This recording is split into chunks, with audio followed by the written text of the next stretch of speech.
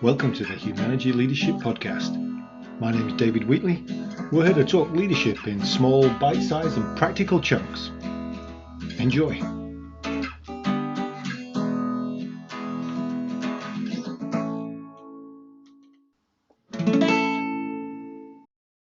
Well, this is another of our First Friday sessions, and if you've not come across First Friday yet, go to the humanergy.com website and you can register for our First Friday sessions. First Friday of every month at noon Eastern Time, we have a leadership conversation for about 50 minutes.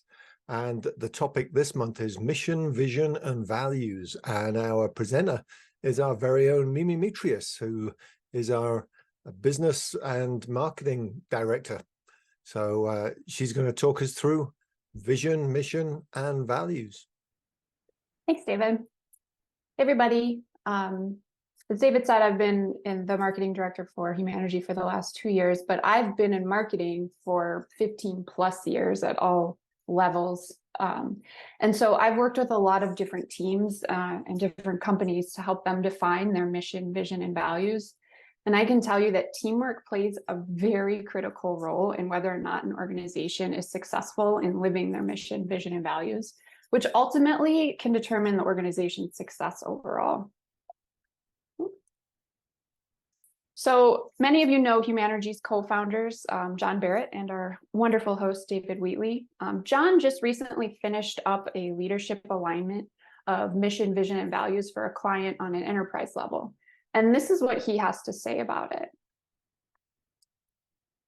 So done right, our mission, vision, and values define our organization's DNA, which provides the basis of its immunity against poor thinking, flawed choices, and bad behavior. Not only do we need to define it to represent our best, we need to live it and renew it for our ongoing organizational health and success.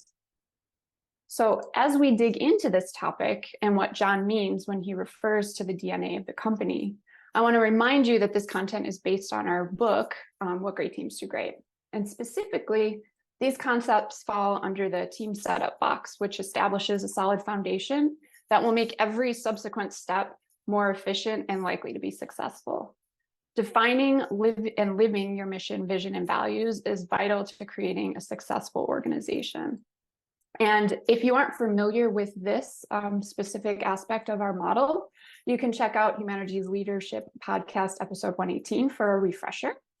And then also, I'm going to probably touch a little bit on these two concepts of our model, the red path and green path, which you may have seen presented like this, or if you're not familiar with them at all, you can check out a different podcast, episode 123. So just for anybody who hasn't been consistently showing up for the First Fridays, they are all available on our podcast.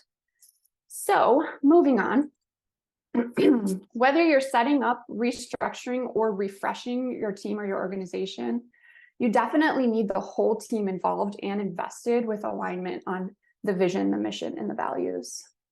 I'm going to give general definitions of each topic to create alignment here for us on what each element is supposed to help us do.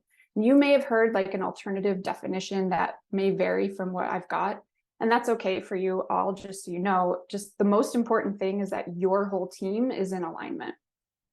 So we're going to start with vision.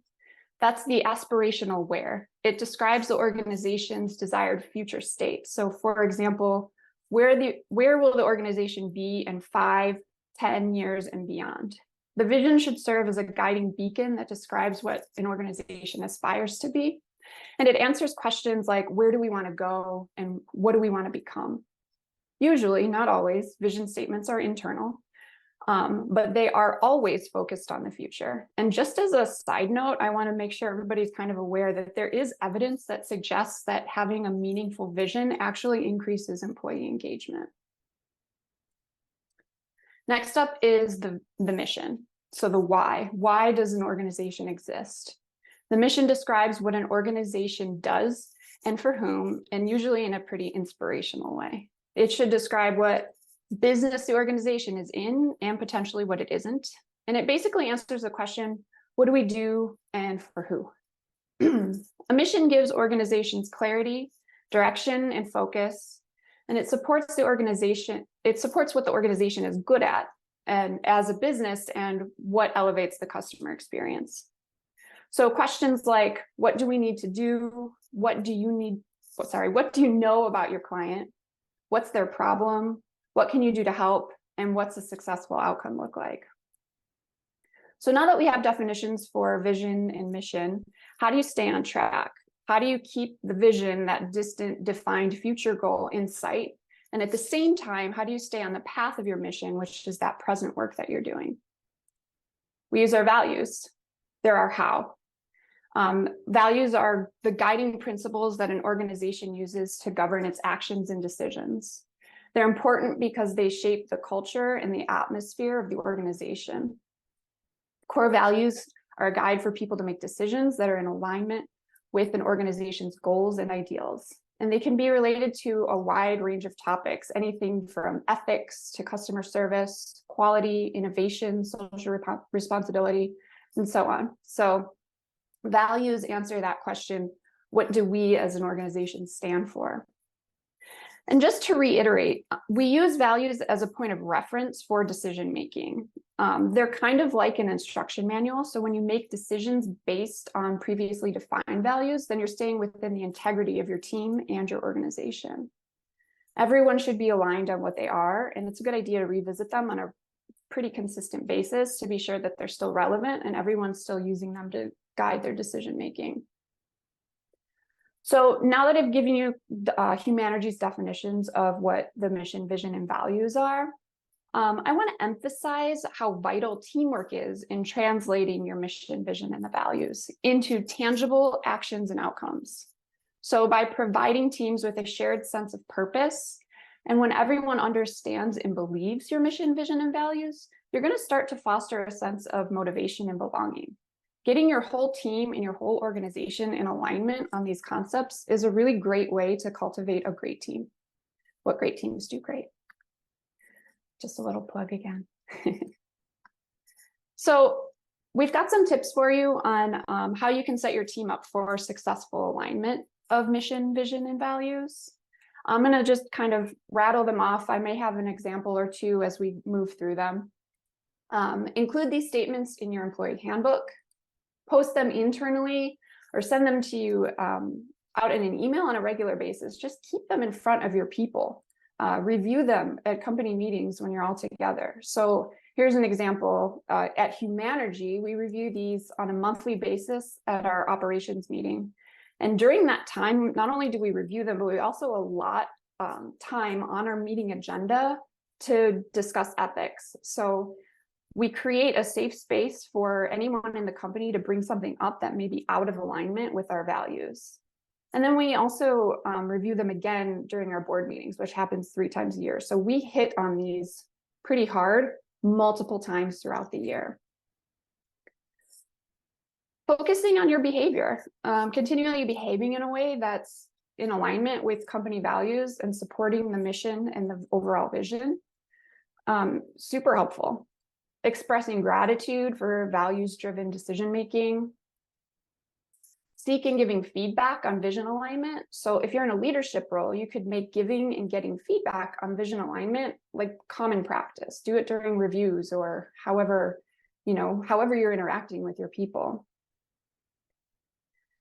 Celebrate vision-related milestones. So I have another general example for you on this one.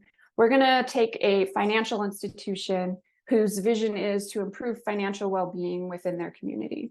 And let's say they achieve a substantial increase in their members' savings rates through their education programs and initiatives.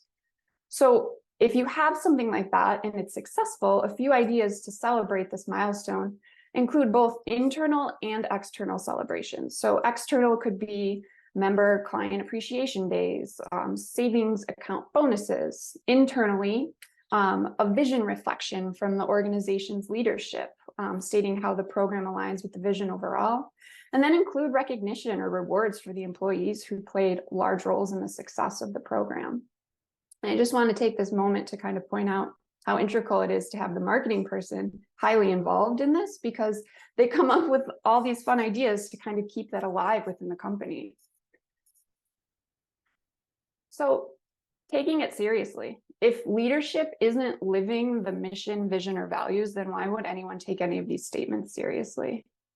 I've worked with plenty of leaders in the past who were really enthusiastic about creating these statements, getting the values defined, writing them down on paper, and then like having this kind of celebration that that work is done. But then once that was done, they never looked at it again. And they definitely weren't making decisions based on that work. And what that did was create confusion. And when you're not held to a standard, it gets even worse. So I've experienced some companies where because people weren't living by the values, it just creates this environment where people don't feel safe. There's manipulation, there's blame, there's dishonesty. Those are a lot of those red path behaviors that we've mentioned earlier today and in previous First Friday episodes. So what do you do if someone is at your company and not abiding by the values, the mission, and the vision laid out? First and foremost, just try leading by example. Seeing someone else demonstrate consistent commitment can get the ball rolling for others. And you're just more likely to stay on the green path when you're following the defined values of the company. And then have transformative discussions with the person who's off track. Yeah, they can be pretty uncomfortable, and they can also create a lasting change and impact. I'm not going to dig too deep in how to do this, but I will direct you to the book, pages 41 through 44 of What Great Teams Do Great. There's step-by-step instructions and a worksheet for you on how to have a transformative discussion. And also stay tuned to future First Fridays, because we'll likely do a workshop on how to have a transformative discussion. So I'm going to leave this for you today with a quote by one of my favorites, author and researcher Brene Brown. And I really love this quote because of its simplicity. Clear is kind.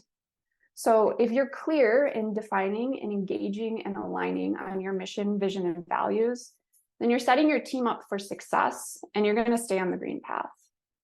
So that was Mimi, and some deep conversation that connects to what great teams do great. And we continue to have deeper conversation in the First Friday session, both in the breakout rooms and as a large group with the participants that were there. I encourage you to join us. If you have lunchtime on a Friday, first Friday of the month available, we've got a schedule through till April of 2024 at the moment, and I expect it to go on a new schedule to start after that too. Go to the website, humanergy.com, to find out more. Thanks very much. That was the Humanergy Leadership Podcast. My name's David Wheatley. For further information about Humanergy, go to humanergy.com or check out our latest book, What Great Teams Do Great, from all good bookstores. Have a good one. Stay healthy.